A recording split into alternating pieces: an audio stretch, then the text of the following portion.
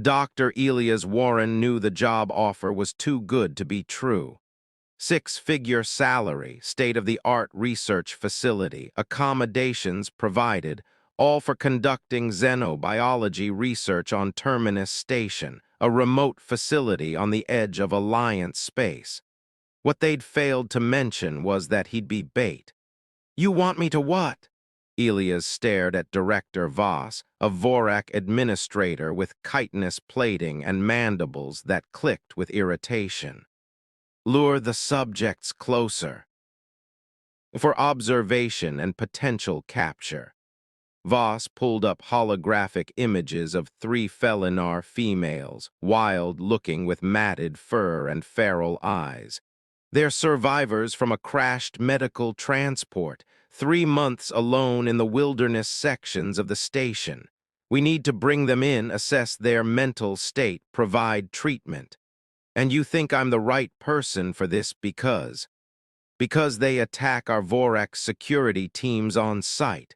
They flee from drones. But early observations suggest they're curious about humans, likely because they've never encountered your species before. You're novel, non-threatening. Non-threatening, Elias repeated flatly. Compared to armed security forces, yes, you'll wear a tracking device, carry emergency supplies, and enter the wilderness zone. When the subjects investigate, we'll monitor their behavior and attempt peaceful contact. This sounds incredibly dangerous. You'll be compensated accordingly, triple your agreed salary. Voss's mandibles clicked. And Dr. Warren, these females are deteriorating mentally. Without intervention, they'll be beyond saving. You could help them. Elias looked at the images again. The Felinar women looked terrified under the feral aggression. Ears flat, fur standing on end, eyes too wide, trauma written in every line of their bodies. "What happened to them?" he asked quietly. Medical transport was carrying them to a rehabilitation facility. They'd been rescued from a trafficking ring, held in captivity for months, possibly years. The crash killed the crew and damaged their containment cells. They've been surviving in the wilderness zone ever since, hunting maintenance bots and avoiding all contact. They were trafficked. Elias felt sick. And now you want to hunt them down. "We want to rescue them," Voss corrected. "But they don't understand that. They see any organized group as a threat. You're our best option for peaceful contact." Elias agreed against his better judgment. Because those images haunted him, three traumatized women, alone and terrified, slowly going feral because no one could get close enough to help. The wilderness zone was a network of abandoned sections where station life support had partially failed. Plants from the old hydroponics bay had overgrown everything, creating a strange jungle of earth and alien vegetation. Elias wore light clothing, carried water and food, and had a panic button strapped to his wrist. He felt like prey walking into a predator's den. For 3 days, nothing happened. Elias wandered the wilderness zone, talking out loud so they'd know he was there, leaving food in visible places, trying to appear as non-threatening as possible. On the 4th day, he felt eyes on him. Elias sat down on a fallen beam and pulled out his lunch, a sandwich that smelled strongly of the synthesized meat the station produced. He ate slowly, deliberately, making sure to leave half of it on a nearby crate before walking away. The sandwich was gone within minutes. "Hello," he called to the jungle.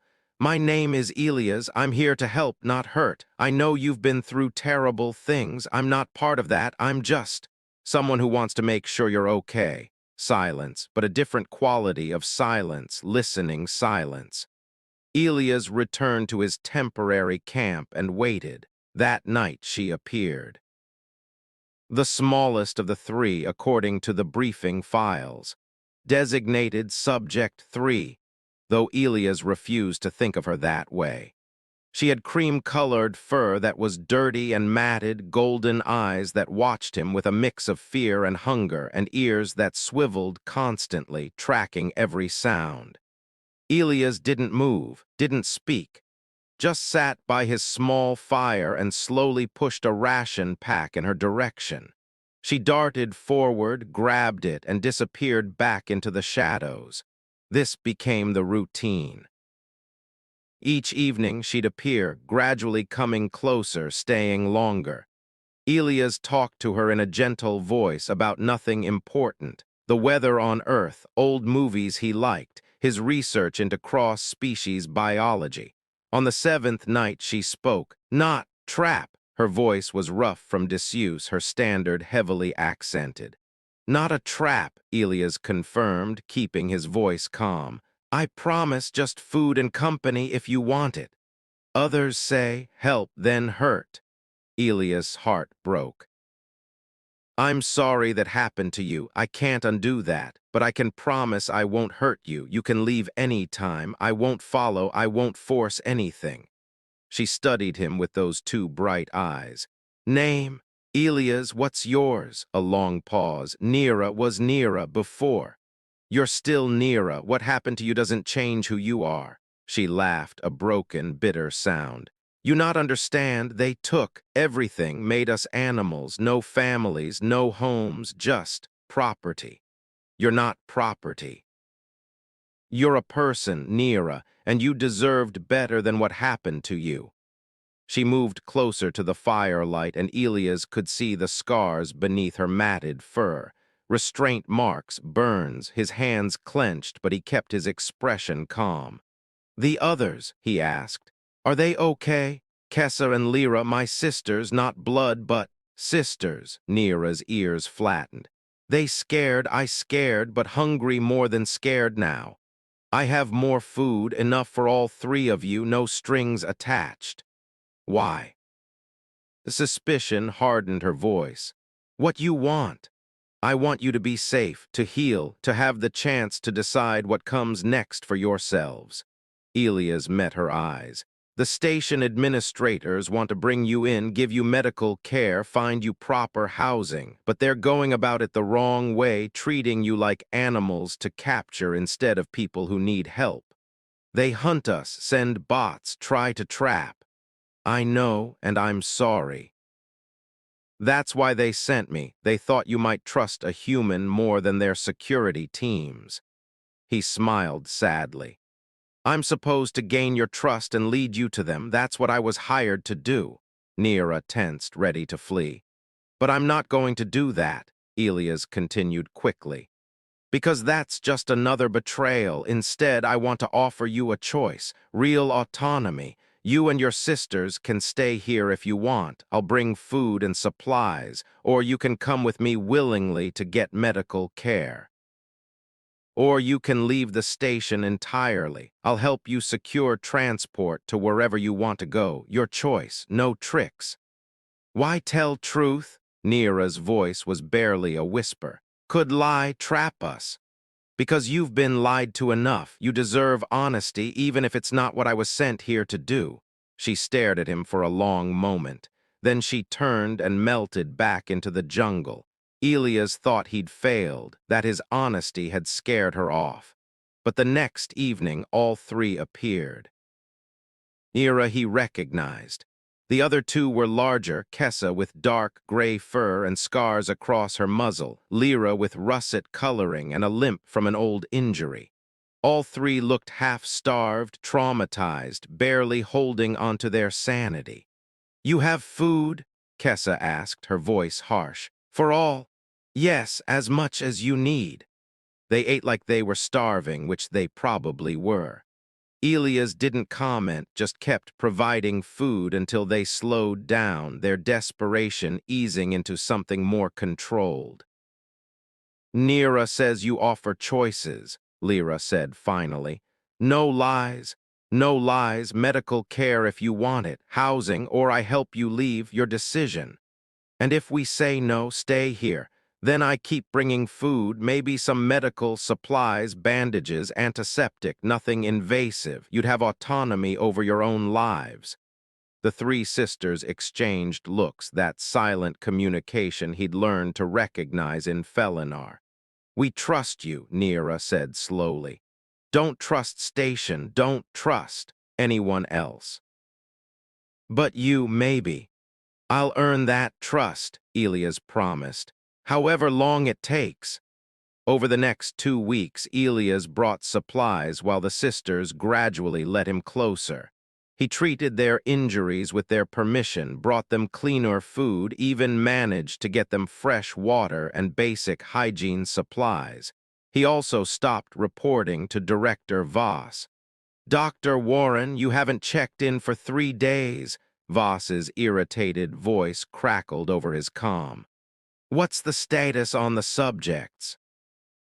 "They're people, not subjects, and the status is that they're slowly healing, both physically and mentally. They need time." "We don't have time. The Alliance is sending inspectors next month. We need these females secured and processed." "Processed like cargo?" Elias' anger flared.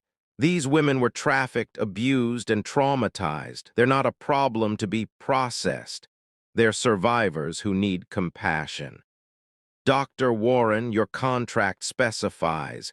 Elias cut the connection. That evening, he told the sisters everything. "The station wants you brought in. They're losing patience with my approach. I think they're going to send security teams soon, try to capture you by force." He looked at each of them.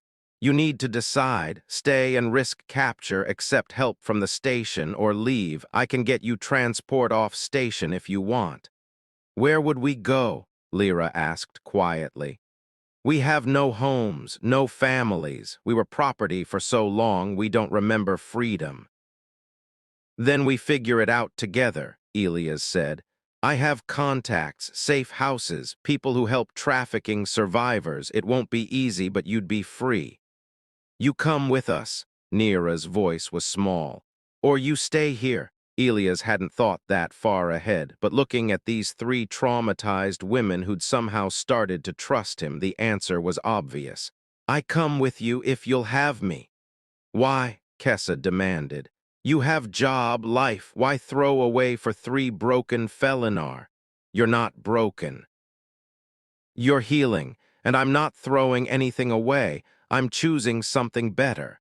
I became a xenobiologist to help people, not to serve as bait for corporate recovery operations. This, helping you, this is what I should be doing." They left the station 3 days later. Elias had called in every favor he had, contacted trafficking survivor networks, and arranged transport to a rehabilitation facility on Sanctuary Station, a place run by former victims who understood trauma and healing. Getting the sisters off Terminus without alerting security required creativity. Elias used his administrative access to create false maintenance schedules, borrowed a cargo shuttle, and smuggled them out disguised as research equipment. Director Voss would be furious. Elias' career was probably over. He couldn't bring himself to care. Sanctuary Station was everything Terminus wasn't. Warm, welcoming, run by people who actually cared about survivors. The staff were gentle with the sisters, giving them space, offering help without demands. "You're safe here," the director told them, a former trafficking victim herself, a thin female with kind eyes. "Take all the time you need to heal. No one will force anything." The sisters clung to each other, overwhelmed. Then Neera turned to Elias. "You stay," she asked, "or you leave now?" "I'll stay as long as you want me to. The facility can always use researchers and support staff." "We want you stay." Kessa's voice was firm. "You safe, you." "Home." Elias felt something crack open in his chest. "Home, you the only one who sees us, not property, not subjects, not even victims." Lyra stepped closer. You see, us Neera and Kessa and Lyra people. Because that's what you are. Then you stay, you family, Neera looked uncertain. We know not proper, but we have no one else, and you choose us. When could have left, could have done job and walked away, you choose us. Of course I did. Then we choose you back as safe place, as family, if you want.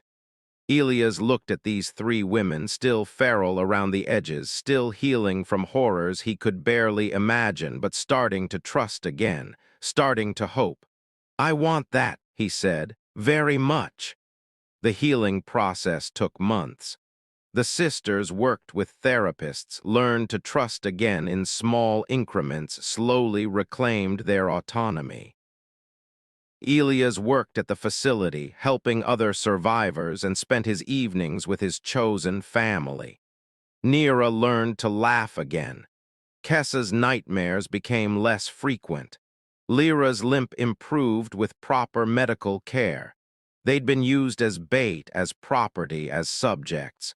But they'd chosen Elias as their safe place, and he'd chosen them back. And slowly, together, they built something that trafficking and trauma couldn't destroy: family. A year later, Elias stood in the common room of their shared apartment, because the sisters had asked him to live with them, not wanting to be apart, and watched them teach each other to dance to old earth music. They were still healing, probably would be for years, but they were healing together in a place they'd chosen with people they trusted. Thank you, Neera said, appearing at his shoulder, for seeing us, for choosing us when could have chosen safety. Thank you for trusting me, for letting me be part of this. She leaned against him, comfortable now with casual touch, at least with him. Director Voss still looking for you, sent message, wants you return, face consequences. Not interested. Good, because we need you here, our safe place, our Elias. He wrapped an arm around her shoulders, watching Kessa and Lyra laugh together, and smiled. They'd been used as bait to lure him. Instead, they'd caught something better: family, trust, and a future built on choice rather than force. And Elias wouldn't trade that for anything.